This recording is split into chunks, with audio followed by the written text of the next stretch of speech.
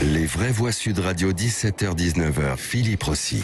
Et c'est le grand débat des vraies voix sur Sud Radio à 18h31. Un pass sanitaire pour retrouver davantage de vie. Ça, ce sont les mots d'Olivier Véran, le ministre de la Santé. Après une nuit agitée, le pass sanitaire qui a donc été retoqué une première fois. Il a finalement été adopté par l'Assemblée nationale.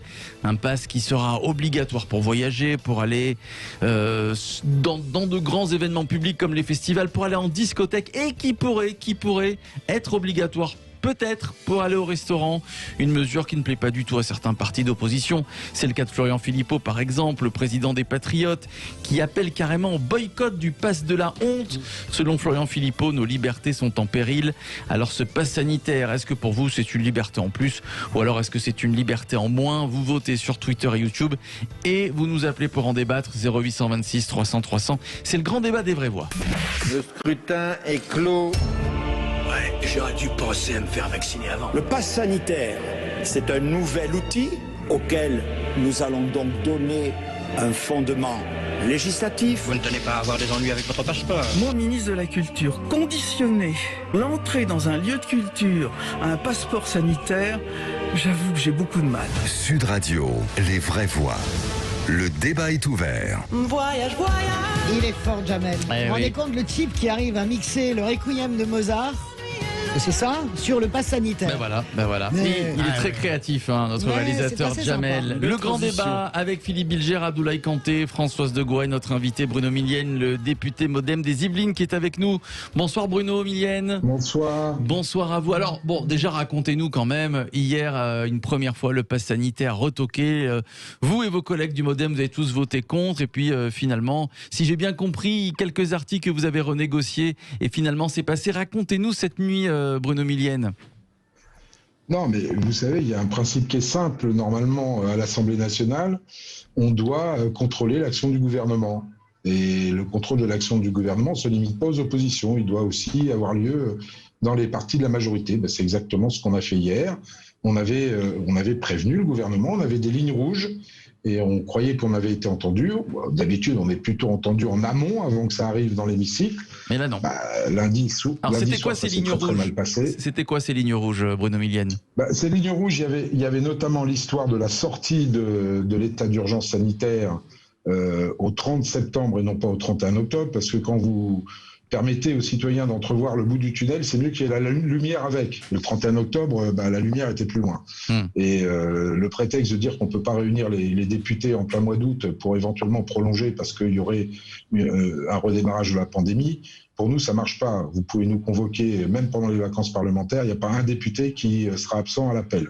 Donc voilà, ça c'est première chose. Donc c'était pour, effectivement, puisqu'on rentre dans une période d'espérance de retrouver une vie normale, mettons la lumière au bout du tunnel.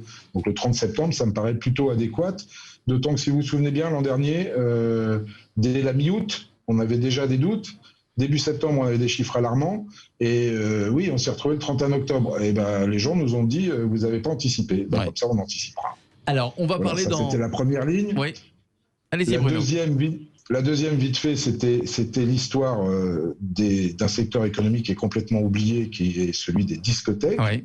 Moi, je suis désolé, je ne vois pas comment on peut rouvrir, excusez-moi l'expression, les clubs libertins le 30 juin et ne pas rouvrir les discothèques. Oui. On m'explique. Oui, c'est vrai. Donc, on a dit simplement, OK, vous avez des doutes là-dessus, mais nous, on veut bien entendre les doutes. Associons pour plus de sécurité sanitaire l'entrée dans les discothèques avec le pass sanitaire, ou alors trouver un autre moyen, mais il faut rouvrir de toute façon les discothèques. Mais ça, c'était pas légistique, c'est du réglementaire.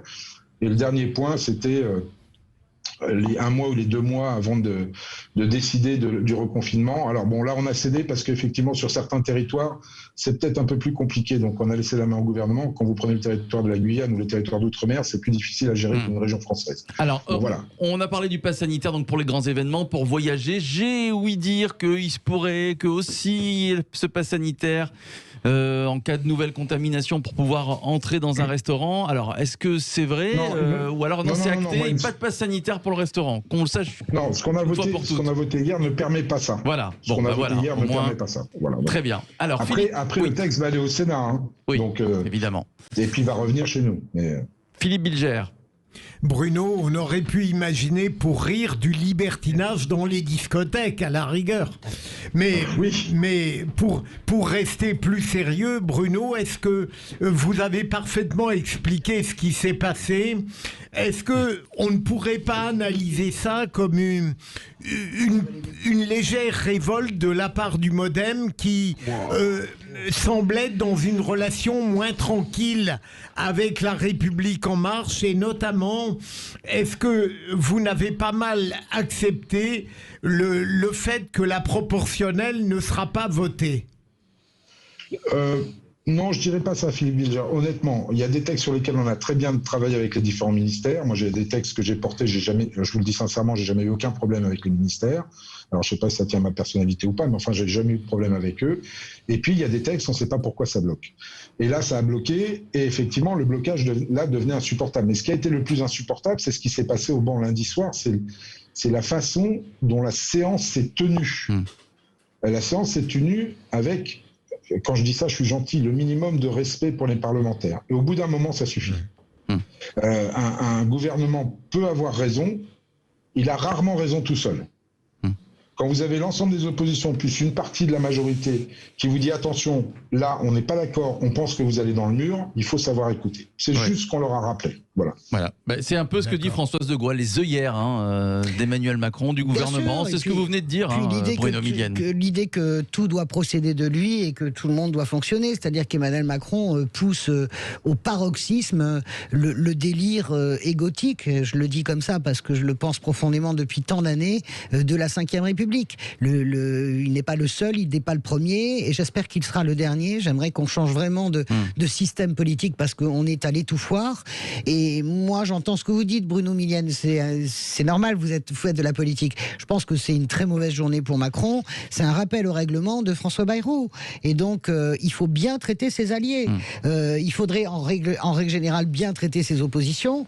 Quand on est un type normal, les oppositions sont bien traitées. C'est le cas de François Hollande. On est méprisé par la moitié de la planète France. Mais je préfère ça, en fait, que quelqu'un qui méprise totalement l'opposition et surtout qui méprise ses alliés. Donc, je pense que vous ne le direz pas parce que vous êtes trop fin politique, mais hier c'est un rappel au règlement de François Bayrou et des troupes du MoDem. Sans vous, Emmanuel Macron est minoritaire à l'Assemblée nationale. Voilà. Et c'était très bien de le faire. Et c'est très bien de le faire.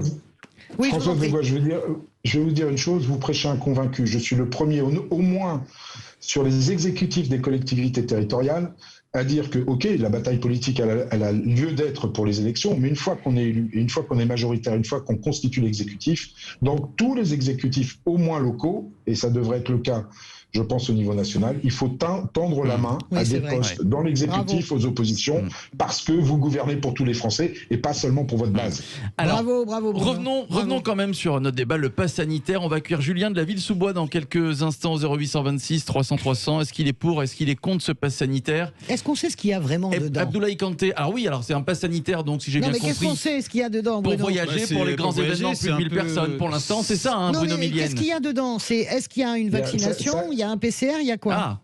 Si, c'est important.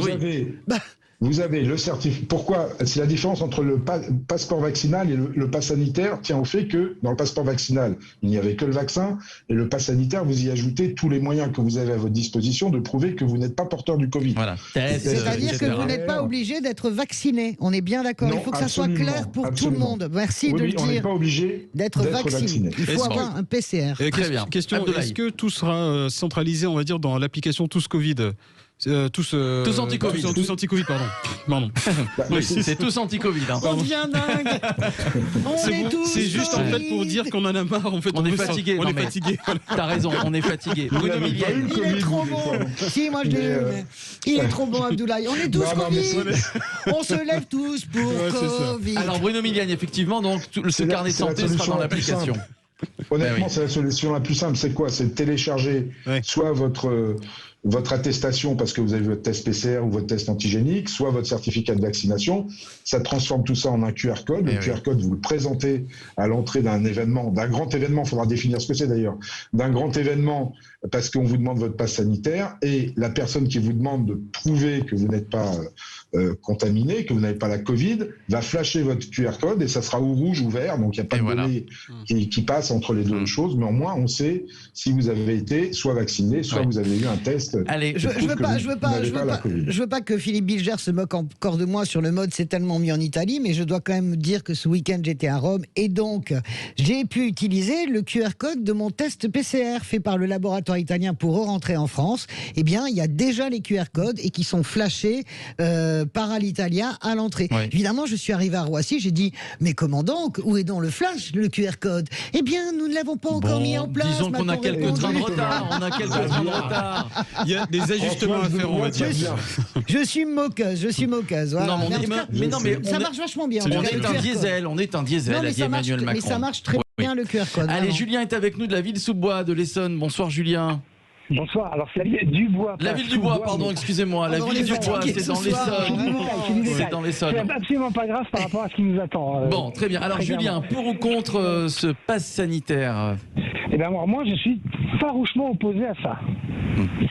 Parce que pour moi, ça va à l'encontre de deux règles importantes. La première, c'est une dérive non négligeable de toute la partie du secret médical, parce qu'on commence à faire naviguer des t'es malade, t'es pas malade. Après, quand on va accepter ça pour le Covid, après on va le demander pour le sida, on va le demander pour le cancer, parce que les grands groupes d'assurance, ils vont faire pression pour dire mais attendez, vous l'avez fait accepter pour vous avez accepté pour ça, pourquoi vous l'acceptez pas pour le cancer, pourquoi vous l'acceptez pas pour ça, etc. Et là, on va dans une dérive mais mortifère et flippante. Moi, je regarde, j'ai lu 1984, j'aurais pas dû. J'ai regardé la série Netflix. Comment elle s'appelle Oui, Matrix, ouais. Non, pas Matrix, une série Netflix qui s'appelle Black Mirror. Mais on va en plein dedans. Black Mirror. Bon, après, c'est au gouvernement, évidemment, à mettre des limites. Ça, je pense que c'est qu'effectivement, il faut aussi bien cadrer, parce qu'il y a aussi des principes, on va dire, très importants, comme la liberté, qui ne doit pas être entravée par rapport à... Et même, limite, il faut justement bien cadrer pour éviter ces genres de dérives, parce qu'on ne doit pas aller chercher le dossier. Mais Abdoulaye a raison. Et notre auditeur, bonsoir, Julien, vous avez absolument raison. Parce qu'il y a un problème avec les données de santé. Je rappelle que le gouvernement s'était engagé... Protection des données. S'était engagé à garder les données de santé à peine jusqu'au 31 décembre 2021. Bruno, je crois que c'est ça. Et je pense que ça va être... Il est question de les garder sur de nombreuses années. Et ça, moi, je trouve que ça pose un problème fondamental soulevé par Julien. Vraiment. En tout cas... Mais la deuxième raison de Julien, c'était quoi ? La deuxième aussi, c'est une question de liberté d'aller et venir en France. C'est-à-dire que sous prétexte de vaccination ou de test positif ou pas, on n'aura plus le droit de circuler comme bon nous semblera. Il y aura des comment on appelle des sortes de discrimination, de ségrégation par rapport à la santé. Et ça, c'est aussi pareil. Un début d'autorisation de quelque chose qui en tout cas, ce pass sanitaire, c'est une bonne nouvelle pour les patrons de discothèques, parce que peut-être que grâce à ce pass sanitaire, les patrons de discothèques vont pouvoir rouvrir leur établissement à partir du 1er juillet.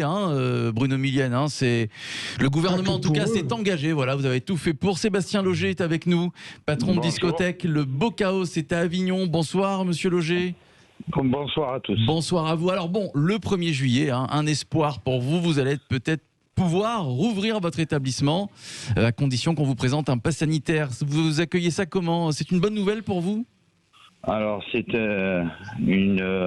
on va dire c'est un début de bonne nouvelle. Je remercie d'ailleurs tous les députés du MoDem, de la LR et tous ceux qui ont voté contre la proposition qui avait été faite. Mais bon, ça a été voté dans un deuxième sens, mais ça ne nous donne pas plus à nous d'horizon. On a eu notre nom qui a été cité, mais M. Véran est contre l'ouverture des discothèques. Donc il l'a bien dit à l'Assemblée.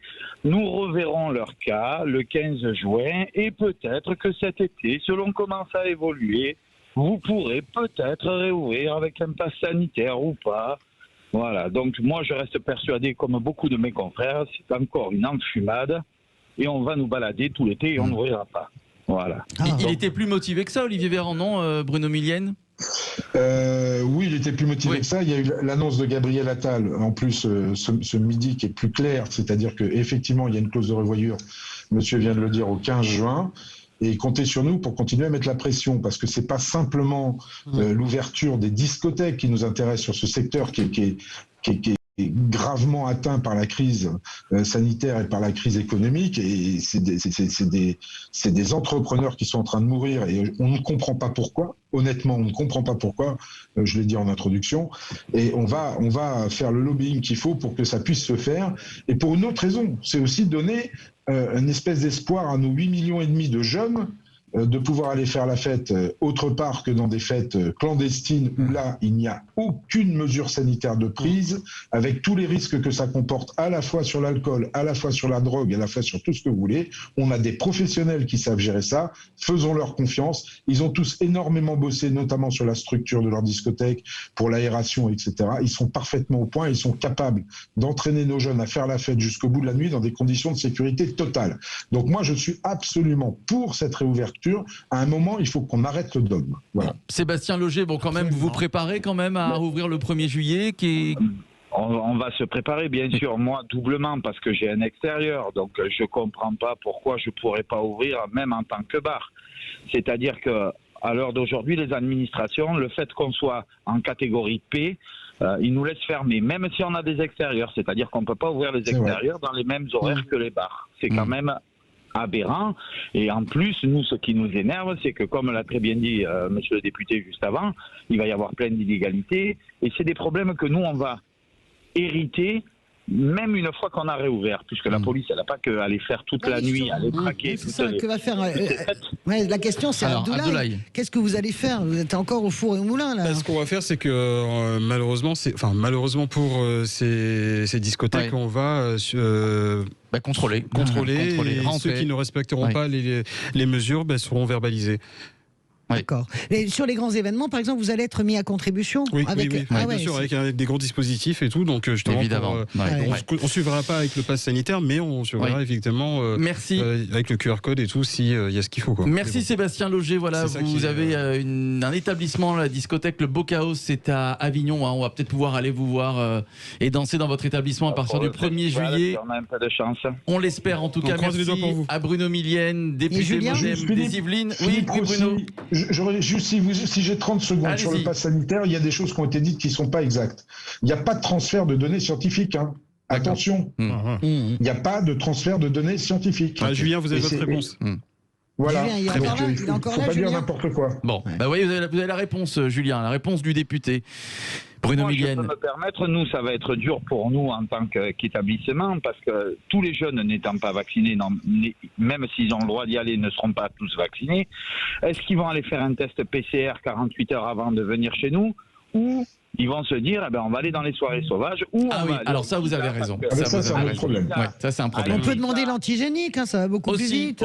Pourquoi ne pas passer par l'antigénique? Les nouveaux tests qui sont en vente à la pharmacie. Non, mais l'antigénique est prévu, Françoise de Gouin. Il n'y a pas que c'est le bien. PCR. Voilà, donc c'est super. En 20 minutes, vous avez le test. Alors, pass sanitaire, c'est plus de liberté ou moins de liberté pour vous? À 88%, c'est moins de liberté. C'est ce que vous pensez. En tout cas, vous avez voté sur Twitter et sur YouTube. Le grand débat des vraies voix à réécouter en podcast sur notre site sudradio.fr.